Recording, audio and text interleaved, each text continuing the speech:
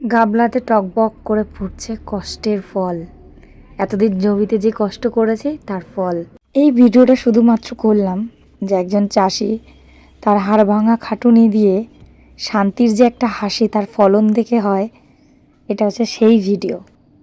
আর এই ভিডিওটা শুধুমাত্র এই কারণে যে আমি আগের দিন ভিডিও করেছিলাম হলুদ তোলার জন্য। যে হলুদগুলো তুলেছি আজকে সেই হলুদগুলো সেদ্ধ করব। সেদ্ধ করে ভালো করে শুকিয়ে ফির ওটাকে ভাঙাবো, মানে খাঁটি হলুদ। তার জন্য কিছু প্রস্তুতি নিচ্ছি। তার মধ্যে হচ্ছে উনুন খুঁড়তে হবে, কারণ আমাদের বড় উনুন নেই। আর আমরা যখন কিছু সেদ্ধ করি, হলুদ হোক বা অন্য কিছু, তখন আমরা নিজেরাই উনুন বানিয়ে নিই।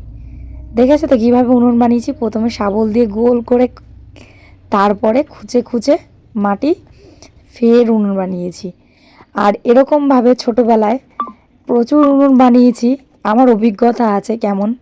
সব বাচ্চা কাচ্চা আমরা যখন ছিলাম তখন এরকম ছোট্ট ছোট্ট উনুন বানিয়ে চারপাশে ইট দিয়ে, হ্যাঁ, ডিমের ঝোল থেকে শুরু করে আলুর দম, খিচুড়ি, মাছ ভাজা, এরকম আমরা প্রায় দিন পিকনিক হতোই এরকম উনুন বানিয়ে। তো অভিজ্ঞতাটা আমার আছে আর তোমাদের সঙ্গে শেয়ার করলাম।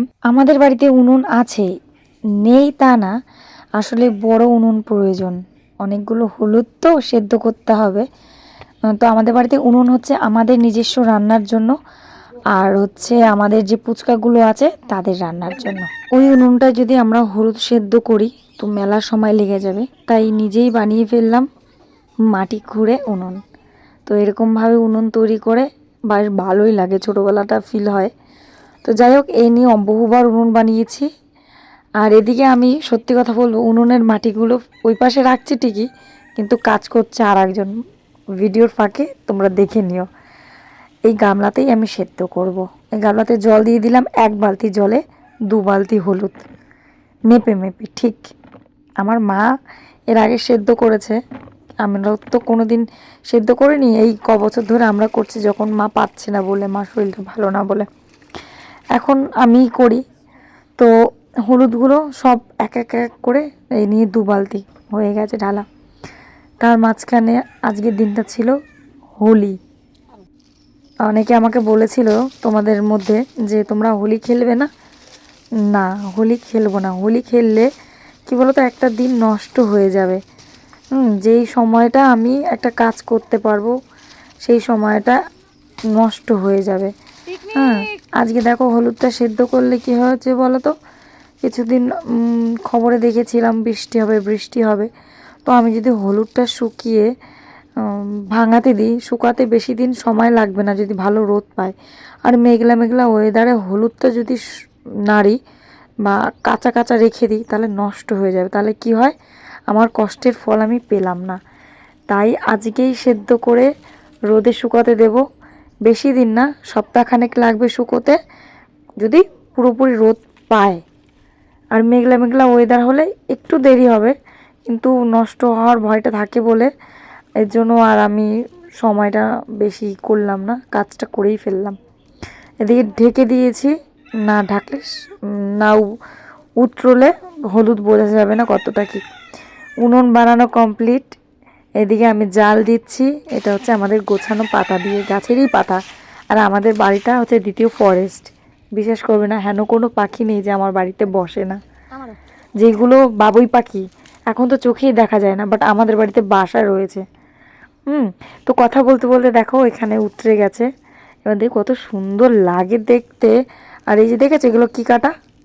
এটা হচ্ছে কুল কাটা। কুল কাটার ডালও রক্ষা দিচ্ছি না, ওটাও দিয়েও আমি জ্বালিয়ে দিচ্ছি। কি করব, ওটাও জ্বলিয়ে দিচ্ছি। এত জলে দাউ দাউ করে জ্বলে, দেখেছো?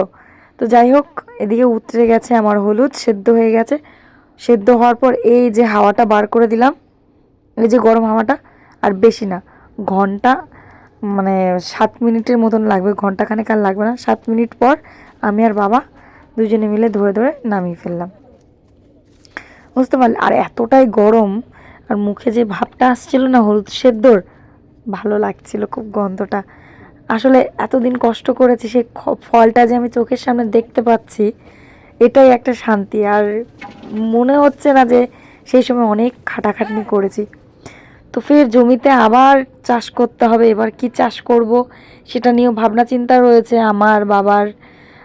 ভেবেছিলাম জমিটাকে পুরো একদম পরিষ্কার টরিষ্কার করে কিছু একটা বুনিয়ে দেবো, হয়তো ভেন্ডি গাছ, লঙ্কা চারা, বেগুন গাছ। কিন্তু না, তা করলে হবে না। এবার ডাঁটা চারা আছে, কাটোয়া ডাঁটা, সেই ডাঁটার চারা বুনিয়ে দেবো ভাবছি। তার জন্য আবার মাটি খুঁড়তে হবে আমাদের। দেখি মাটি খোঁড়ার সময় কখন পাই। এদিকে আমি তো জাল দিয়েই যাচ্ছি। এদিকে উতরেও গেছে আমার হলুদ, বেশিক্ষণ লাগে না তোমার, 35 মিনিট লাগে সেদ্ধ হতে। আর কাঠের জাল তো তাড়াতাড়ি হয়ে যায় আমাদের। তো এদিকে বাবা আর আমি, একটুর জন্য বিশ্বাস করবে না, শুধু একটুর জন্য আমার পাটা পুড়লো না, নাহলে তো পায়ের অবস্থা খারাপ হয়ে যেত। পায়ে গরম জল না পড়লে কি হবে, হাতে কিন্তু প্রচুর কাটা ফুটেছে। কথায় আছে কষ্ট করলেই কেষ্ট মেলে। আজকের জন্য ভিডিওটা এটুকুই। রাধে রাধে।